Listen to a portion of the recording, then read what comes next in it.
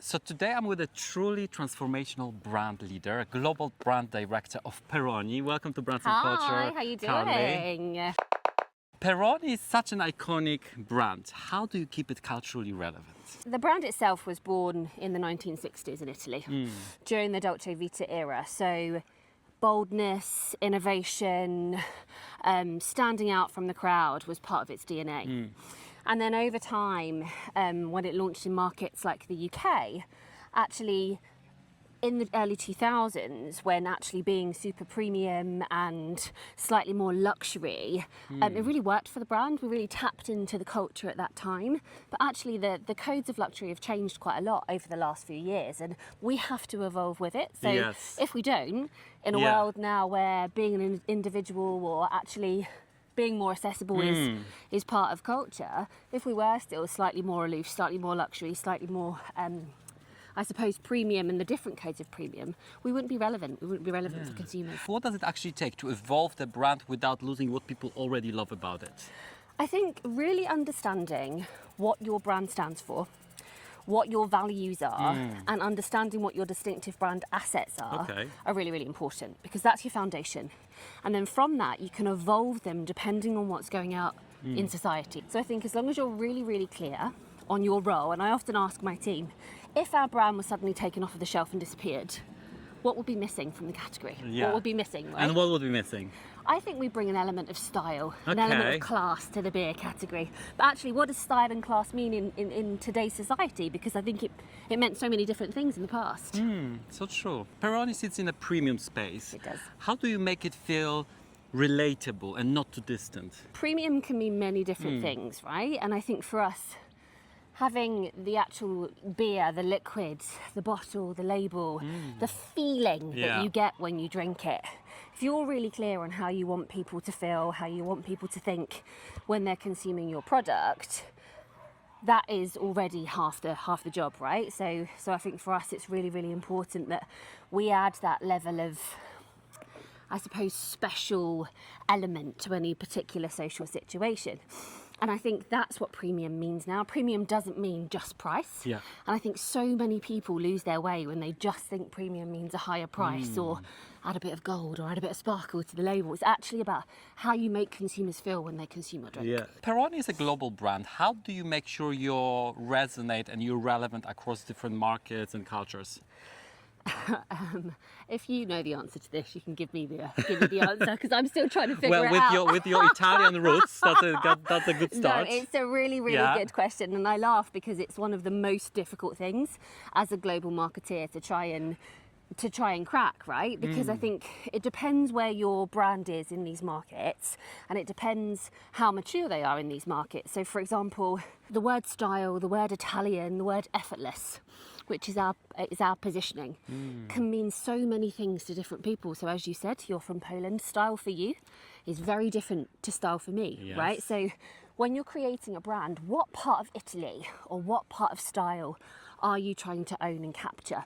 And if you really understand that brand world that you're creating, or if you really understand what you're trying to put forward to consumers, then actually it's so much easier than trying to portray, you know, here's a lovely suit, or here's a lovely sunrise or sunset or whatever. So I think it's about really understanding what your brand stands for. Love it. Italian, effortless, and? Well, it's effortless Italian style. I love it. Well, let's talk about culture on a bit more personal level. When you take it away from marketing decks, what does it mean to you personally? Oh, I actually hate the word culture. I shouldn't say that, right? Really? And you're speaking of brands and culture in just 2 weeks. The reason I don't like the word is because I actually think culture is about the collective memory structure of society. Different groups of people will think and feel a certain way based on what's happening around them. But as a group of people in this day and age, we are rethinking thinking. The mindset that we have is very different to how it used to be. So it's a lot more complex, right? So we have access to so much information that actually we as humans are rethinking thinking. So I think for me, culture is about how you think, how you feel, how you react in certain situations. It can mean many different things to many different people. And growing up, what was that very first thing in culture you were obsessed with? This is going to show my age, isn't it? Do you know? My goodness. Do you know, Let's not talk about age. Exactly. I actually think that the first thing that ever influenced me was the Spice Girls. Oh my goodness. And I tell you why. So I would have been in primary school when the Spice Girls sort of hit their sort of big entry into the world. We are similar age. Oh, exactly. We are. And I remember this feeling in the playground of being like girl power.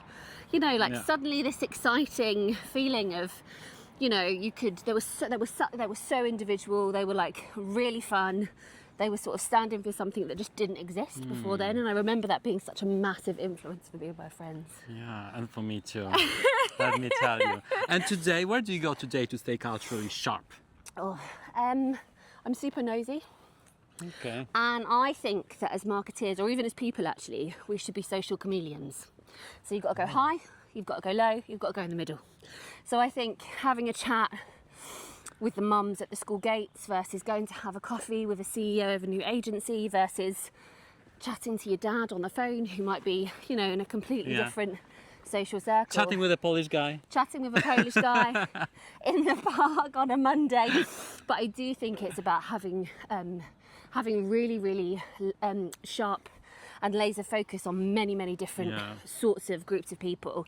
I often say to my guys, if you really want to understand what's going on in the country, watch Saturday night TV in that country. Turn it on.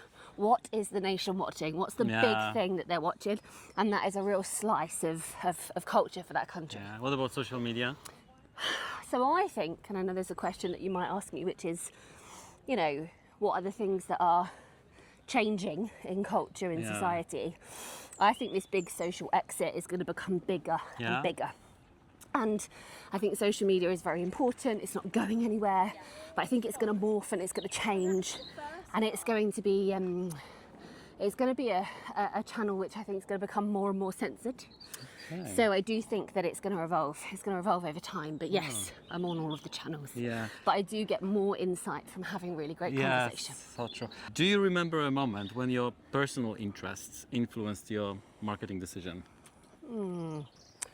I do. So I was working in beauty at the time, and we were trying to create a brand that had a bit more purpose, right or wrong, however you feel about that. And this brand was all around stepping forward and shining and, you know, being your best self. But I remember at the time having imposter syndrome. So feeling like I wasn't good enough, or that someone was going to tap me on the shoulder and say, oh, by the way, you need to leave now because you're not quite good enough for the role. And I remember taking all of that insight of, you know, about self-doubt and pushing that into this brand's purpose. Yes. And actually, when you do feel super passionate about something, it does help your work, for sure. Yes, that's such a powerful message, let me tell you. And again, as a guy from Poland, I've been there with my imposter syndrome. Exactly. What are your cultural predictions for 2026? So again, I think this rethinking thinking will continue. People will still think and feel this, as she says, quite heavily pregnant. You know, I'm going to go to university, I'm going to get onto a grad scheme, I'm going to get married, I'm going to perhaps start a family or go travel the world. I think even those constructs are changing. People are rethinking, well, why would I do that? Or why would I go down this path? Or why should I do this? And I think that's going to have such a massive influence on culture, society, because I think we are rethinking everything, every aspect of our lives. And I think that's only going to have such a massive impact on how people consume products, brands, but even how they live their lives. Yeah, thank you so much. Really can't wait for your talk at Brands&Culture. You're speaking in just 1 week. A few days, I guess. Exactly. I see you there. Thank you so much. Thank you so much.